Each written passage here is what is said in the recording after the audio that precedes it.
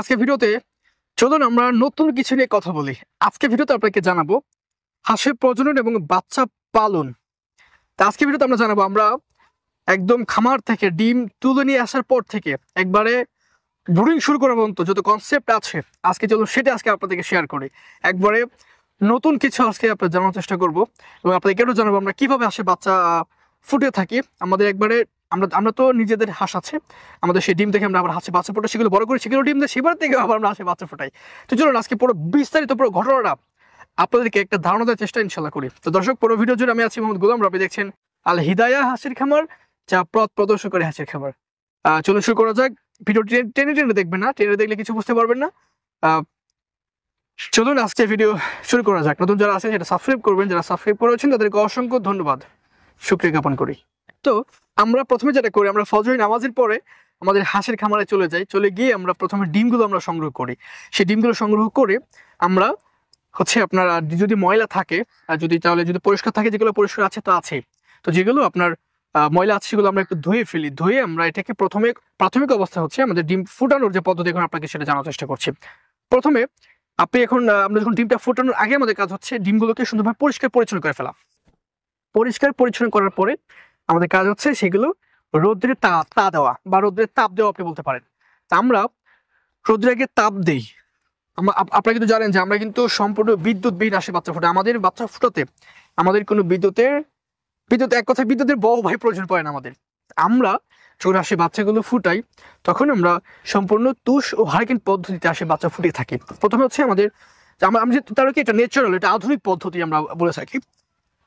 তারপরে সেই ডিমগুলোকে আমরা রোদ্রে দিই। রোদ্রে যখন প্রায় কিছু তাপ উঠে যায়, দ্যাট মিনস 95, 96 যখন বা 94 যখন তাপ উঠে যায়, তখন আমরা একটা পুঁটলি বেঁধে, আমাদের ভিডিওতে আমি দেখাই দেবো ইনশাল্লাহ, দেখতে পাচ্ছেন আপনি দেখতে পাচ্ছেন, আমরা পুঁটলি বেঁধে এটাকে এক একটাতে আমরা 35টা করে ডিম রাখি। তো একটা চুঙ্গাতে, আমরা যে চুঙ্গাটা দেখতে পাচ্ছেন, চুঙ্গাতে আমরা প্রায় 1000 ডিম রাখি। এরকম সারিবদ্ধভাবে আমরা যে ডিমগুলো থাকে, এখানে প্রায় আমাদের 70,000, 60,000, 40,000, 50,000 ডিম আমরা একসাথে বসাতে পারি। এবং প্রতি মাসে আমরা প্রায় 10-15,000 হাঁস এবং হাঁসের বাচ্চা বিক্রি করতে পারি সব মিলিয়ে। এবং আমাদের কাছে আপনি যখন হাঁসের বাচ্চা কিনবেন আপনি পাইকারি দামে ইনশাল্লাহ পাবেন। তো এরপরে বাচ্চা যখন এই যে আপনার যে চুঙ্গা দেখতে পাচ্ছেন, চুঙ্গার মধ্যে কিন্তু থাকে 18 দিন। আমরা একটার পর থেকে একটা এক্সচেঞ্জ করবো, একটার পর থেকে এভাবে চেঞ্জ করি, এভাবে একটার পর একটা চেঞ্জ করে করে আমরা এটার যে হারিকেন যে পদ্ধতি আর কি, হারিকেনটা দিয়ে আমরা এরকম 18 দিন তারপরে আমরা এরকম কার্যক্রম চলতে থাকে। দিনটা 24 ঘন্টা আমরা ঘুমাতে পারি না। আমাদের যারা কাজ করে তারা আসলে অনেক কষ্ট করে। তো এরপরে আমরা এটাকে আবার ভেটে নিয়ে যাই। আপনি ভিডিওতে দেখতে পাচ্ছেন, এটাকে আমরা আসলে ভেট বলি। এখান থেকে আসে বাচ্চাটা অটোমেটিক আপনার ফুটতে থাকে। তো এই ফুটার পরে আমরা এটাকে আবার হ্যাচারি ঘরে নিয়ে চলে যাই। আমাদের একটা হ্যাচারি ঘর আছে, এই হ্যাচারি ঘর আমরা নিয়ে চলে যাই। তো প্রায় 24 ঘন্টার মধ্যে এটার খাবার দিতে হয় না। 24 ঘন্টা পরে আমরা একে আবার ব্রুডিং করা শুরু করে দিই। তো ব্রুডিং পদ্ধতি আপনারা অলরেডি জানেন, যারা নতুন খামারে আছেন সেই খামার করবেন, শুরু করতে চাচ্ছেন, যারা একজন হাঁসের বাচ্চা চাচ্ছেন, তারা কিন্তু আমাদের আল হিদায়া হাঁসের খামার থেকে নিতে পারবেন। এবং যদি ব্রুডিং করে হাঁসের বাচ্চা চান আপনি আমাদের কাছে নিতে পারবেন ইনশাল্লাহ। তো হচ্ছে মোটামুটি আমাদের একটা তুষমারিকা পদ্ধতি, এটা মোটামুটি একটা কনসেপ্ট। এরপরে আমরা প্র্যাকটিক্যালি আরো আপনাদেরকে দেখাবো। আমরা তো এখানে তো ব্যবসা শেষ না, এখানে ভিডিও শেষ না, আমরা আরো ভিডিও নিয়ে আসবো ইনশাল্লাহ, আরো তথ্য আপনাদেরকে দিব ইনশাল্লাহ, আমরা আরো কিছু দেখানোর চেষ্টা করবো ইনশাল্লাহ। তো সেই জন্য তো চ্যানেল সাবস্ক্রাইব করতে হবে ভাই, সাবস্ক্রাইব করে ফেলেন এবং বেল আইকনটা ক্লিক করে ফেলেন। এরপরে আমরা ব্রুডিং এর প্রক্রিয়া শুরু করে দিই। আমরা প্রথমে এনার্জি রানাসি বা গ্লুকোজ যেটা আছে আমরা একটু 1-2 ঘন্টা আমরা খাওয়ানোর পরে আমরা একটা গোড়া ফিড দিয়ে দিই। আমরা নারিশ ফিড খাওয়াই, কখনো কাজী ফিডও খাওয়াই। এবং চেঞ্জ করা যাবে না। যদি সপ্তাহে 7 দিন আপনি নারিশ ফিড খাওয়ালেন, এরপরে আপনি কাজী ফিড খাওয়ালে এটা কোন হবে না। যেটা খাবেন একটা আপনাকে খাওয়াতে হবে। হ্যাঁ, একবার শুরু থেকে শেষ পর্যন্ত এটা আর কি বুঝতে হবে।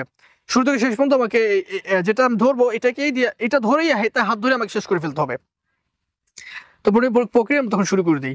এবং ব্রুডিং নিয়ে আমাদের চ্যানেলে অগণিত ভিডিও আমাদের প্লে লিস্টে দেওয়া আছে, আপনি যদি চেক করেন আপনি সেটা ইনশাল্লাহ পাবেন। তো দর্শক, এই ছিল আমাদের হাঁসের ডিম ফোটানো, ডিম থেকে হাঁসের বাচ্চা ফোটানোর, তাপ দেওয়া, ডিম খামার থেকে নিয়ে আসা, রৌদ্রে দেওয়া, এগুলো চুঙ্গা থেকে আবার ভেটে নিয়ে যাওয়া। তো এরপর কনসেপ্টটা যদি দাওয়াত রইল আপনাদেরকে, এই যে দেখেন আমার সাবস্ক্রাইবার যারা আছেন, সরাসরি আমি আমার খামারে দাওয়াত করছি। আপনারা ইনশাল্লাহ একবার আসবেন, এসে আমার খামারটা দেখে যাবেন ইনশাল্লাহ। প্র্যাকটিক্যালি দেখলে আপনি আর একটু ক্লিয়ার হবেন ইনশাল্লাহ।